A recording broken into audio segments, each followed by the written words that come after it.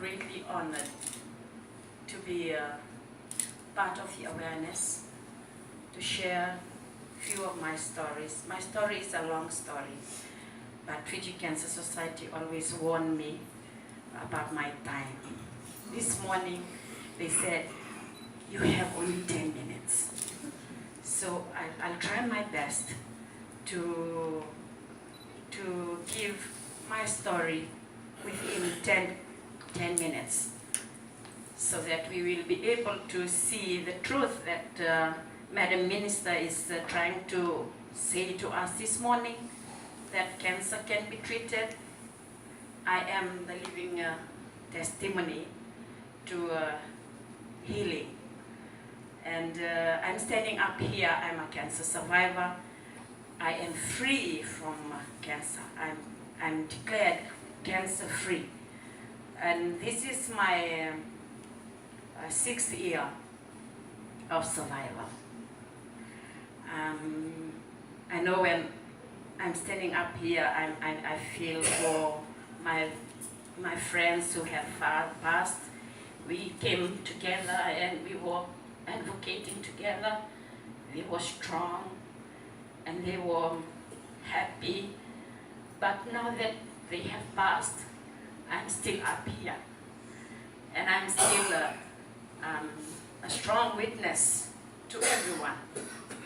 And I would also say that cancer can be treated, we can be alive, can be happy. And for the theme this year, I'm so happy to hear of this theme.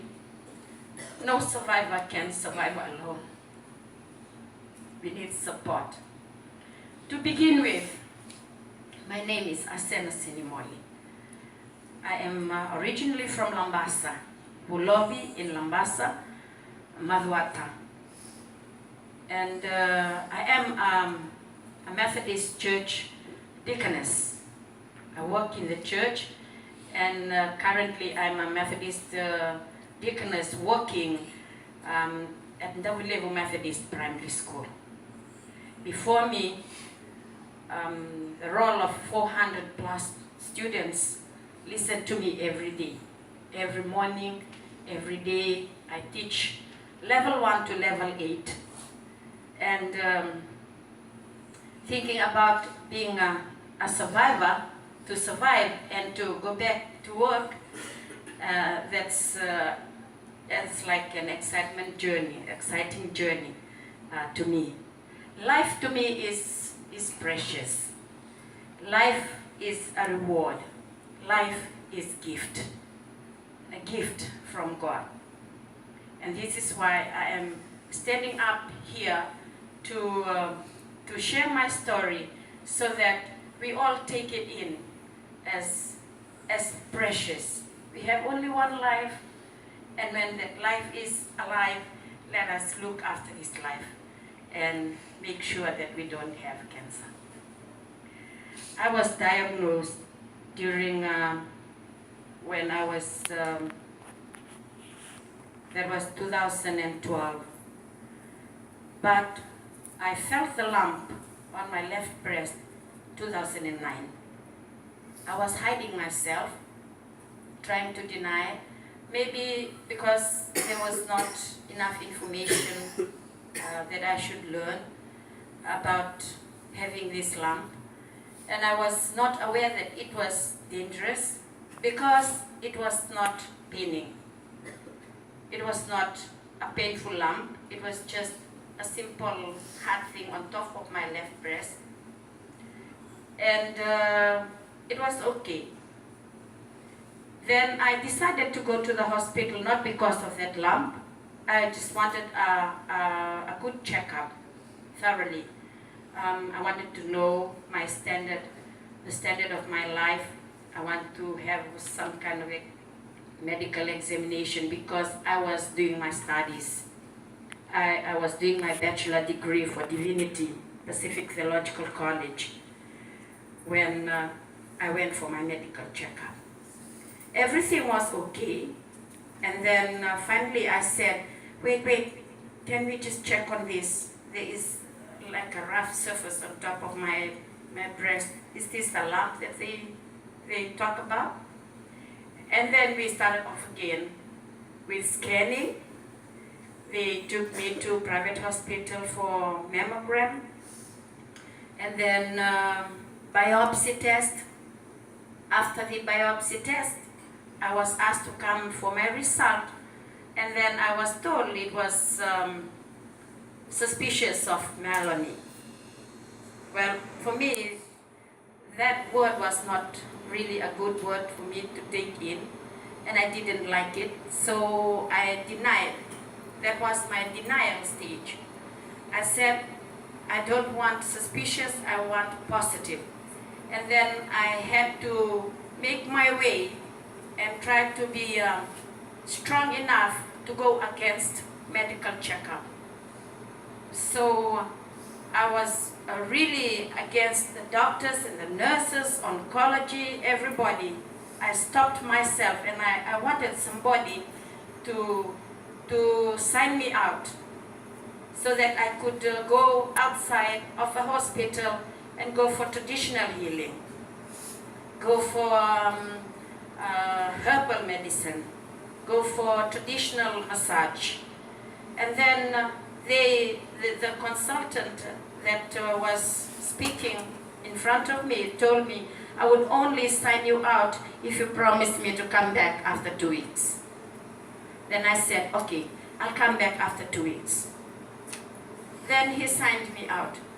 I went back to Vanuatu looking for somebody to massage me, getting every bit of herbal medicine to drink, and then I thought I was feeling better. After 2 weeks, I went back to the hospital with the hope that I would get a better result.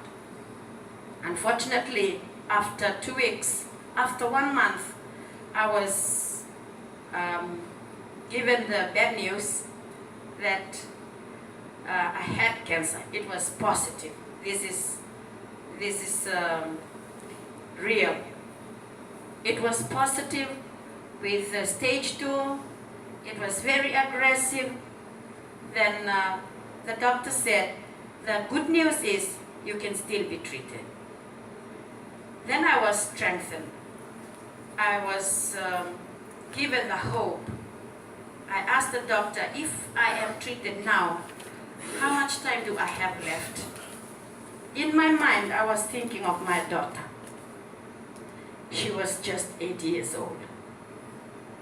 She was in class 3. The doctor said, maybe 5 years from now.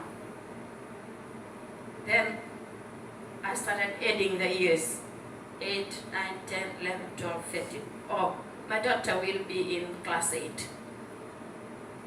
That's okay. I'll bring myself in, I'll get myself treated, and within 5 years I can look after my daughter, at least help her to be strong and help her to live her life, and then equip her, give her the kind of education that I would want her to know in 5 years, and then I would say goodbye. I'm standing up here, I have gone past 5 years, and I'm very healthy. 4 times I went back to the hospital when I had the severe pain on my back, always worrying about reoccurring of cancer. And I kept on moving back to hospital. I had my operation in the hospital. When I was told that it was positive in cancer, I did not have any other double-minded choice or whatever. I just I gave my life into CWM hospital, and then there they did their job. They operated on me. So I'm standing up here with only 1 breast and still looking beautiful.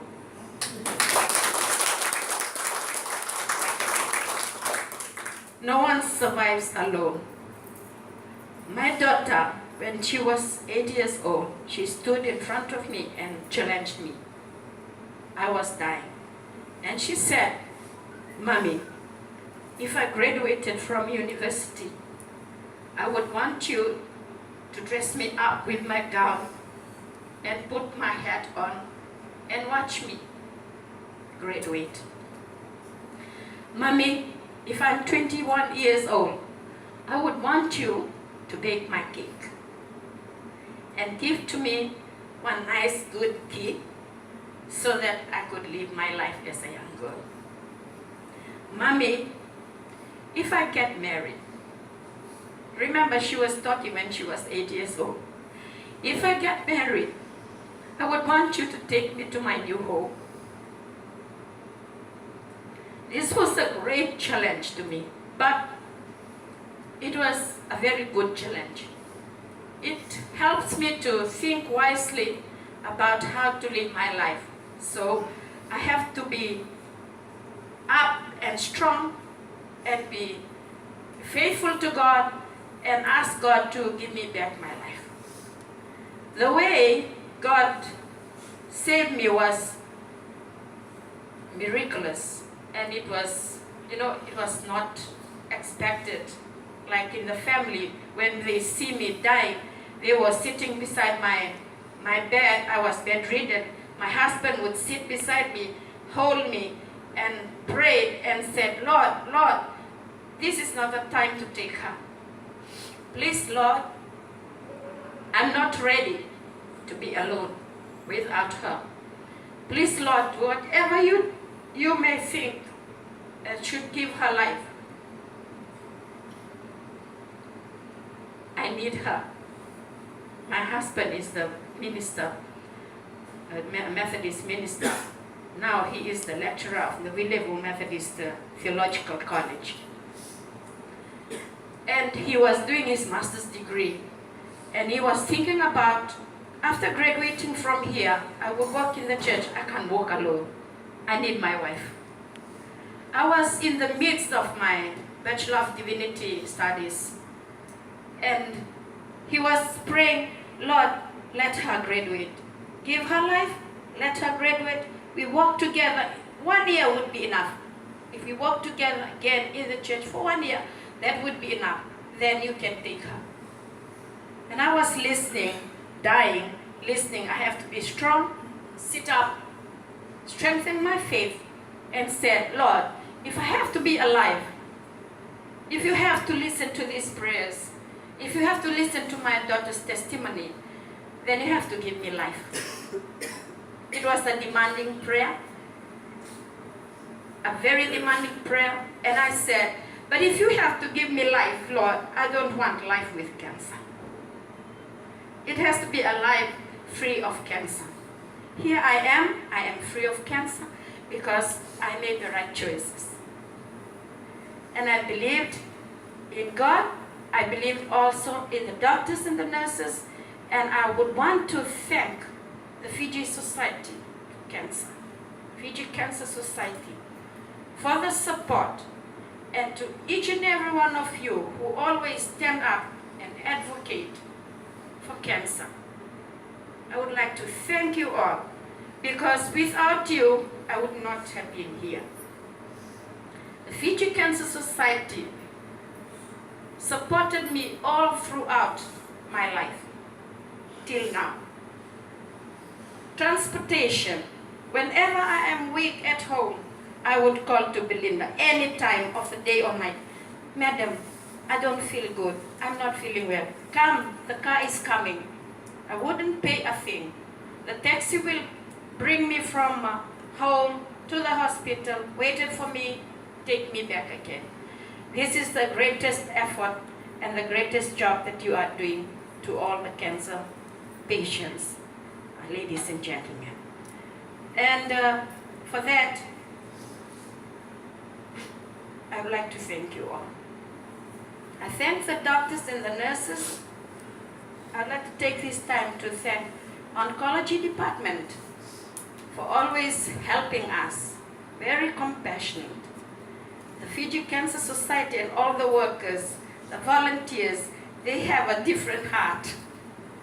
They have a different heart, a very loving and caring heart for all the survivors. This is why I am determined to be here.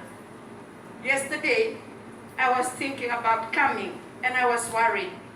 But Tale was on the phone and said, don't Asena, come. I only came because I wanted to be like you, to save people. So this is exactly what I'm doing today. If I stand in front of students, I would want them to be healthy. If I stand in front of social gathering, if I go and preach, I stand away from the pulpit. I move away from the pulpit for about few seconds, few minutes to advocate for cancer, to tell my story.